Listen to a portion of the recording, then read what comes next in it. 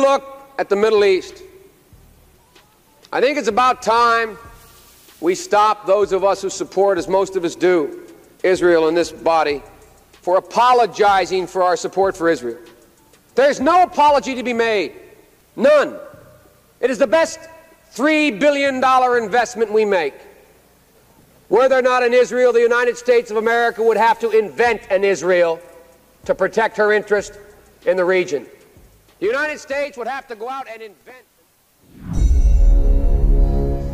Joe Biden adalah politikus karir yang panjang, lebih dari 40 tahun pengalamannya. Dia adalah Partai Demokrat sejati. Puncak karirnya adalah 2 kali jadi wakil presiden selama 8 tahun dan kali ini dia menjadi presiden Amerika yang ke-46. Di tahun 1986, dia pernah berbicara di Kongres dengan sangat jelas akan langkahnya ke depan terhadap Israel. Dan video di awal tadi ada kalimat bahwa Israel adalah the best investment we make, adalah $3 triliun investasi terbaik yang Amerika lakukan. Ini angka yang gila untuk nilai $3 triliun di tahun 1980-an, di mana saat ini 4 tahun ke depan anggaran perang Amerika itu $3 triliun juga. Tapi ini tahun ini, dan di tahun 1986 angka gila angka tersebut. Katanya jika tidak ada Israel, Amerika tetap harus buat Israel untuk melindungi American interest. Apa sih interestnya Amerika? Interest Amerika adalah mengendalikan energi negara-negara Arab, mengendalikan minyak bumi dan gas negara-negara Arab. Amerika harus menciptakan Israel. Biaya $3 triliun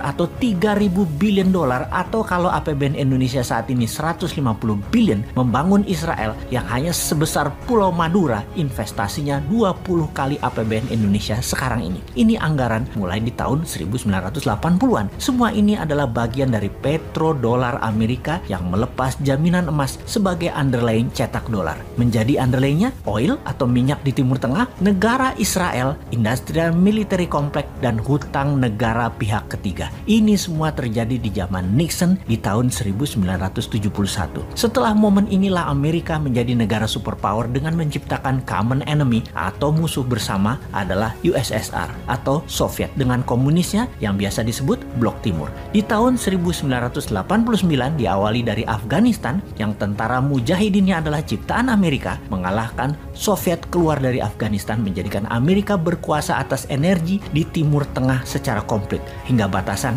Afghanistan dan Pakistan. Di tahun 1991, rubuhlah Soviet Union dipuncaki dengan rubuhnya tembok Berlin. Gorbachev kala itu, petinggi Soviet, membuat gerakan perestroika dan glasnostnya membuat Soviet pecah dan Rusia menjadi negara bergaya baru. Tidak puas dengan langkah mengalahkan Soviet, Amerika berlanjut membelah 16 negara Balkan seperti Kosovo, Bosnia, dan banyak negara lagi di selatan Rusia yang ujung-ujungnya pakai nama Istan-Istan. Negara Istan-Istan yang kaya akan minyak semua saat ini sudah di tangan Amerika. Amerika secara kendali atas produsen minyak, distribusi minyak, hingga saat ini masih memegang 80% cadangan minyak dunia. Strategi berikutnya adalah membangun market dan membangun kebutuhan atas minyak bumi dengan menciptakan negara produsen untuk produk murah dan retail. Negara itu yang dilirik adalah Tiongkok. Tahun 1984, Ronald Reagan dan Deng Xiaoping menandatangani treaty atau perjanjian penting di mana Amerika akan invest dengan nilai yang sangat besar hingga $1 triliun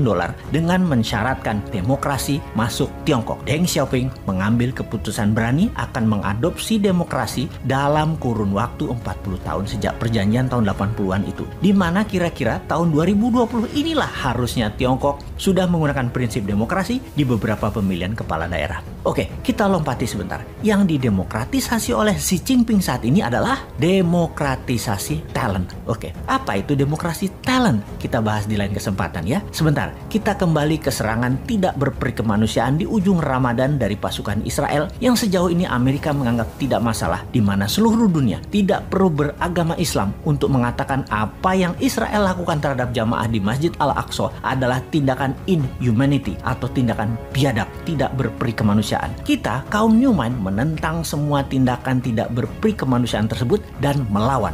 Bagi kaum Newman yang sebel adalah tembakan-tembakan setelah kejadian penyerangan yang terjadi antara pasukan Hamas dan Israel. Ternyata keduanya memakai mesin perang senjata Amerika. Rudalnya, RPG-nya, roketnya, bedilnya, anti rudalnya. Diperkirakan sehari biaya perang Israel-Palestina bedil-bedilan saat ini nilainya sudah mencapai 1 billion atau 1,5 triliun rupiah. Sudah hampir 2 minggu. Amerika, Rusia, Israel, dan Afrika Selatan, 4 negara utama inilah penyuplai perang 2 minggu selama ini yang terjadi di Yerusalem dan di permukiman penduduk sipil Israel Palestina. Bagi globalis, ini business as usual. Membunuh manusia untuk dagang, hal itu biasa bagi globalis. Termasuk serangan COVID babak kedua dimulai dari India. Dan jangan pikir nggak ada COVID babak ketiga ya. Satu sisi ada yang memahami ini adalah perang suci dua agama. Satu sisi melihat ini adalah business as usual. Di sisi lain ini adalah tindakan tidak berperi kemanusiaan anti pro-life. Di sisi lain banyak bingung,